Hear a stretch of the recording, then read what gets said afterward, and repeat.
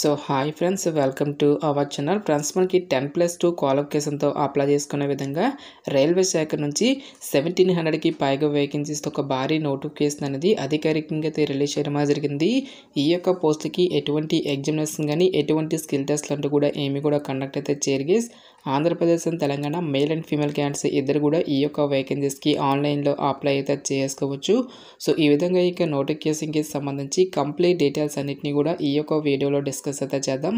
So ఎవరు కూడా skip అయితే చేయదు గైస్. ఫస్ట్ టైం మన ఛానల్ని విజిట్ చేస్తున్నట్లయితే కనుక సబ్స్క్రైబ్ అయితే చేసుకుని బెల్ ఐకాన్ కూడా యాక్టివేట్ చేసి పెట్టుకోండి. ఇంకా ఎవరైనా వీడియోని లైక్ చేయనట్లయితే కనుక డెఫినెట్గా వీడియోని లైక్ చేసి మీ ఫ్రెండ్స్ అండ్ ఫ్యామిలీ మెంబర్స్కి అయితే షేర్ చేయండి friends. Okay, let's start the video. First of all ఇక పోస్టులకి సంబంధించి ఇంపార్టెంట్ డేట్స్ విషయానికి వచ్చేట్లయితే కనుక సో మనకి ఇవాళ నుంచి కూడా అప్లికేషన్ ప్రాసెస్ అనేది స్టార్ట్ కావడం జరిగింది. ఇక లాస్ట్ డేట్ విషయానికి వచ్చేట్లయితే కనుక December 27th వరకు కూడా ఈ యొక్క రిక్రూట్మెంట్కి ఆన్లైన్లో అప్లికేషన్స్ అనేవి సబ్మిట్ అయితే చేసుకోవాల్సి అయితే ఉంటుంది. సో ఇక వేకెన్సీస్కి ఎవరెవరు అప్లై చేసుకోవచ్చు అని చూసుకున్నట్లయితే కనుక ఆల్ ఇండియా నేషనల్ సిటిజన్స్ అందరూ కూడా అప్లై అయితే చేసుకోవచ్చు గైస్. సో మరి ఏ స్టేట్కి చెందిన వాళ్ళైనా సరే both male and female candidates ఇద్దరికి కూడా అప్లై చేసుకోవడానికి ఛాన్స్ అనేది కల్పిస్తూ ఉన్నారు. నెక్స్ట్ ఈ యొక్క పోస్టులకి అప్లై చేసుకోవడానికి మీకు ఉండాల్సినటువంటి ఏజ్ లిమిట్ విషయానికి వచ్చినట్టయితే కనుక January 1st, 2025 నాటికి మీకు మినిమం ఏజ్ అనేది 15 years అయితే కంప్లీట్ అయి ఉండాలి. జనరల్ అభ్యర్థులు అయితే కనుక 24 years వరకు కూడా అప్లై అయితే చేసుకోవచ్చు. ఓబీసీ క్యాండిడేట్స్ వచ్చేసరికి 27 years వరకు, ఎస్సీ ఎస్టీ క్యాండిడేట్స్ వచ్చేసరికి మనకి 29 years, నెక్స్ట్ పీడబ్ల్యూడీ క్యాండిడేట్స్ వచ్చేసరికి 34 years వరకు కూడా అప్లై చేసుకోవడానికి ఛాన్స్ అనేది కల్పిస్తూ ఉన్నారు. నెక్స్ట్ ఈ యొక్క పోస్ట్కి సంబంధించి అప్లికేషన్ ప్రాసెస్ విషయానికి వచ్చేటైతే కనుక ఓన్లీ ఆన్లైన్లోనే అప్లై చేసుకోవాల్సి అయితే ఉంటుంది. అప్లికేషన్ ఫీజుకి సంబంధించిన డీటెయిల్స్ కనుక చూసుకున్నట్లయితే కనుక SC ST PWD women candidates ఎవరైతే ఉంటారో ఈ యొక్క క్యాండిడేట్స్ ఎటువంటి అప్లికేషన్ ఫీజు అనేది కూడా పే చేయాల్సినటువంటి అవసరం అయితే లేదు. ఈ యొక్క క్యాండిడేట్స్ అందరూ కూడా ఫ్రీగా అయితే అప్లై అయితే చేసుకోవచ్చు గైస్. సో రిమైనింగ్ కేటగిరీకి చెందినటువంటి క్యాండిడేట్స్ అందరూ కూడా 100 రూపీస్ అప్లికేషన్ ఫీజు అయినటువంటి దాన్ని ఆన్లైన్లో పే చేయాల్సి అయితే ఉంటుంది. నెక్స్ట్ ఈ యొక్క పోస్టులకి సంబంధించి సెలక్షన్ ప్రాసెస్ అనేది ఏ విధంగా ఉంటుంది అని చూసుకున్నట్లయితే కనుక సో ఎటువంటి స్కిల్ టెస్ట్లు కానీ ఎటువంటి రిటన్ టెస్ట్లు అంటూ కూడా మనకి ఏమి కూడా కండక్ట్ అయితే చేయరు గైస్. సో సెలక్షన్ ఏ విధంగా చేస్తారు అని చూసుకున్నట్లయితే కనుక selection will be on the basis of merit list prepared in respective of all the candidates who apply against the notification in respective trades అని చెప్పేసి మెన్షన్ చేయడం జరిగింది. 10తో పాటుగా 10+2 క్వాలిఫికేషన్లో వచ్చేటువంటి మార్క్స్ని పరిగణలోకి తీసుకొని అభ్యర్థులను షార్ట్ లిస్ట్ చేసి ఒక మెరిట్ లిస్ట్ అనేది ప్రిపేర్ అయితే చేయడం జరుగుతుంది. సో ఇక మెరిట్ లిస్ట్లో 2 క్యాండిడేట్స్కి సేమ్ స్కోర్ అనేది వచ్చినట్లయితే కనుక సో ఎవరికైతే ఏజ్ అనేది ఎక్కువగా ఉంటుందో ఆ యొక్క క్యాండిడేట్స్కి ముందుగా మనకి ప్రిఫరెన్స్ అనేది ఇవ్వడం జరుగుతుంది. సో ఈ విధంగా మనకి ఈ యొక్క పోస్ట్కి సంబంధించి షార్ట్ లిస్ట్ అనేది చేయడం జరుగుతుంది. ఎవరైతే ఇక షార్ట్ లిస్ట్ అనేటువంటి క్యాండిడేట్స్కి ఫర్దర్గా మనకి మెడికల్ ఎగ్జామినేషన్ అనేది కండక్ట్ చేసేసి ఈ యొక్క వేకెన్సీస్కి ఎంపిక అయితే చేయడం అనేది జరుగుతుంది. నెక్స్ట్ ఈ యొక్క పోస్టులకి సంబంధించి అప్లై చేసుకోవడానికి మీకు ఉండాల్సినటువంటి ఎసెన్షియల్ ఎడ్యుకేషనల్ క్వాలిఫికేషన్ విద్యా అర్హత విషయానికి వచ్చేట్లయితే కనుక 10th క్లాస్ క్వాలిఫికేషన్తో పాటుగా 10+2 లెవెల్లో ఎవరైతే ఐటీఐ అనేటువంటి దాన్ని కంప్లీట్ చేసినటువంటి క్యాండిడేట్స్ ఉంటారో ఆ యొక్క క్యాండిడేట్స్ మాత్రమే ఈ యొక్క జాబ్స్కి అప్లై చేసుకోవాల్సి అయితే ఉంటుంది. సో ట్రేడ్స్ కనుక చూసుకున్నట్లయితే కనుక సో నోటిఫికేషన్లో ఇక్కడ మనకి క్లియర్గా మెన్షన్ చేయడం జరిగింది. Fitter, Turner, electrician, welder, mechanic, machinist, painter, refrigerator and AC mechanic అని చెప్పేసి ఈ విధంగా మనకి చాలా రకాల ఇక్కడ మనకి ట్రేడ్స్ అనేవి ఇవ్వడం జరిగింది. సో ఏ ట్రేడ్స్లలో ఎన్నెన్న వేకెన్సీ అనేవి కేటాయించినటువంటి డీటెయిల్స్ని కూడా నోటిఫికేషన్లో క్లియర్గా ఇవ్వడం జరిగింది. అన్ని క్యాస్ట్ల వరకు కూడా మనకి వేకెన్సీ అనేవి కేటాయించడం జరిగింది గైస్.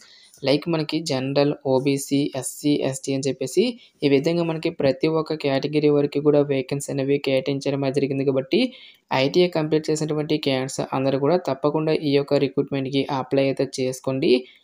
సో ఈ యొక్క నోటిఫికేషన్ ద్వారా మనకి వివిధ రకాల వర్క్ షాప్లలో ఖాళీగా ఉన్నటువంటి వేకెన్సీస్ని రిక్రూట్మెంట్ అయితే చేయడం జరుగుతుంది గైస్. సో ఇక్కడ ఇచ్చేటువంటి ఈ యొక్క వర్క్ షాప్లలో ఏ వర్క్ షాప్కి మీరు అప్లై చేస్తున్నారో ఆ వర్క్ షాప్కి సంబంధించిన లొకాలిటీలలో మీకు జాబ్ పోస్టింగ్ అనేది ఇవ్వడం జరుగుతుంది. సో ఇక పోస్టులకి సెలెక్ట్ అయినటువంటి క్యాండిడేట్స్కి మనకి పే స్కేల్ అనేది ఏ విధంగా ఉంటుంది అని చూసుకున్నట్లయితే కనుక సో ప్రజెంట్ ఉన్నటువంటి అప్డేట్ ప్రకారం దాదాపుగా మనకి 10,000 వరకు కూడా మంత్లీ శాలరీ అనేది రావడం అనేది జరుగుతుంది గైస్.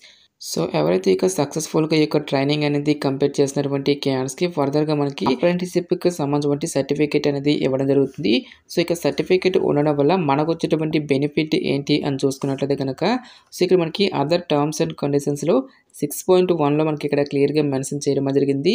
సో మనకి ఆర్ఆర్‌బీ రిలీజ్ చేసేటువంటి ఈ యొక్క గ్రూప్ డి లెవెల్ జాబ్స్ అనేవి ఏవైతే ఉంటాయో ఈ యొక్క జాబ్స్‌ని రిలీజ్ చేసేటప్పుడు ఈ యొక్క సర్టిఫికేట్ ఉన్నటువంటి క్యాండిడేట్స్‌కి 20% ఆఫ్ రిజర్వేషన్‌తో పాటు ఫస్ట్ ప్రిఫరెన్స్ అనేది ఇవ్వడం జరుగుతుంది కాబట్టి డెఫినెట్‌గా ఈ యొక్క రిక్రూట్‌మెంట్‌కి అప్లై అయితే చేసుకోండి. సో ఫర్దర్‌గా మనకి డిసెంబర్‌లో గాని, జనవరిలో గాని ఈ యొక్క గ్రూప్ డి పోస్ట్‌కి సంబంధించి భారీ నోటిఫికేషన్ అనేది రిలీజ్ చేసేటువంటి ఛాన్స్ అనేది కూడా ఉంది కాబట్టి డెఫినెట్‌గా ఈ యొక్క రిక్రూట్‌మెంట్‌కి అప్లై అయితే చేసుకోండి.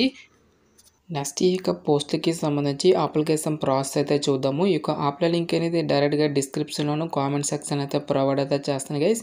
ఈ యొక్క అప్లై లింక్ మీద క్లిక్ చేసిన తర్వాత ఇంటర్ఫేస్ అనేది ఈ విధంగా రావడం జరుగుతుంది. సో ఇక్కడ మనకి అప్లై అని చెప్పేసి ఇవ్వడం జరిగింది. ఈ యొక్క దానిపై మీరైతే క్లిక్ అయితే చేయండి గైస్. నెక్స్ట్ మీకు ఈ విధంగా ఇంటర్ఫేస్ అనేది రావడం జరుగుతుంది. ఈ యొక్క వెబ్సైట్లో మీకు అకౌంట్ అనేది ఉంటే కనుక డైరెక్ట్‌గా మీరు లాగిన్ అయితే అవ్వాల్సి అయితే ఉంటుంది గైస్. సో ఇక వెబ్సైట్లో మీకు అకౌంట్ అనేది లేనట్లయితే కనుక ఇక్కడ మనకి రిజిస్టర్ అని చెప్పేసి ఇవ్వడం జరిగింది. ఈ యొక్క దానిపై మీరైతే క్లిక్ అయితే చేయండి గైస్. నెక్స్ట్ మీకు ఈ విధంగా ఇంటర్ఫేస్ అనేది రావడం జరుగుతుంది. ఇక్కడ మీ యొక్క ఫస్ట్ నేమ్‌తో పాటు మీ యొక్క ఫాదర్స్ నేము, నెక్స్ట్ మీ యొక్క మదర్స్ నేమ్‌తో పాటు డేట్ ఆఫ్ బర్త్‌కి సంబంధించినటువంటి డీటెయిల్స్, నెక్స్ట్ మీ యొక్క జెండర్‌తో పాటు నేషనాలిటీ దగ్గర ఇండియన్ అని చెప్పేసి ఇచ్చేసి, రిలీజియన్ దగ్గర హిందూ అయితే హిందూ అని, క్రిస్టియన్ అయితే క్రిస్టియన్ అని చెప్పేసి ఆ యొక్క రిలీజియన్ అనేది చూస్ చేసుకొని, నెక్స్ట్ మీ యొక్క మెచ్యూర్డ్ స్టేటస్ దగ్గర మ్యారీడ్ అయితే మ్యారీడ్ అని, సింగిల్ అయితే సింగిల్ అని చెప్పేసి ఇవ్వాల్సి అయితే ఉంటుంది. నెక్స్ట్ మీ యొక్క కేటగిరీతో పాటు ex serviceman candidates yes అయితే ఎస్ అని, నో అయితే నో అని చెప్పేసి ఇవ్వాల్సి అయితే ఉంటుంది.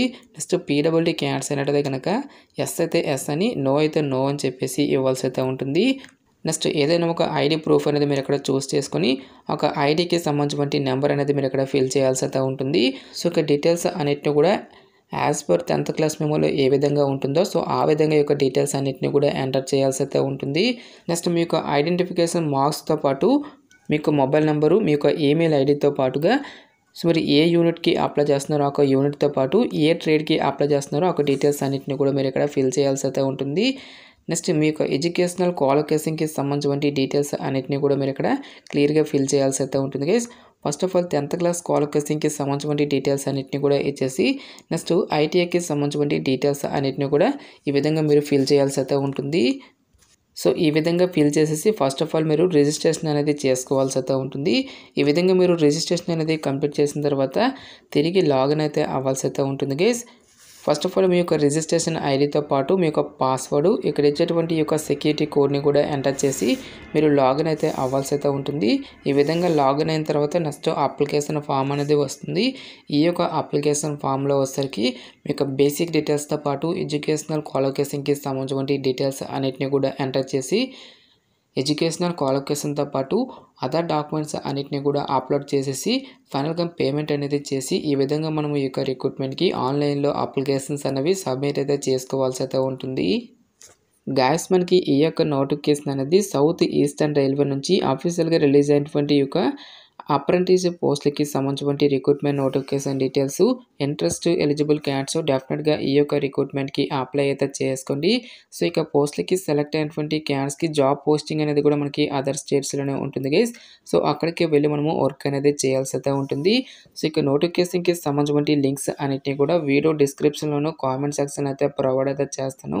ఇంకా ఈ యొక్క నోటిఫికేషన్‌కి సంబంధించి మీకు ఎటువంటి డౌట్స్ వచ్చినా సరే నాకు కామెంట్ సెక్షన్‌లో కామెంట్ అయితే చేయండి. ఎటువంటి మరిన్ని జాబ్ అప్డేట్స్ కోసం మన ఛానల్‌ని సబ్స్క్రైబ్ చేసుకొని బెల్ ఐకాన్ కూడా యాక్టివేట్ చేసి పెట్టుకోండి. సో ఇది ఫ్రెండ్స్ ఇవాల్టి వీడియో. మరొక మంచి జాబ్ అప్డేట్‌తో మళ్ళీ మీ ముందుకు రావడం జరుగుతుంది. Thanks for watching. Have a nice day.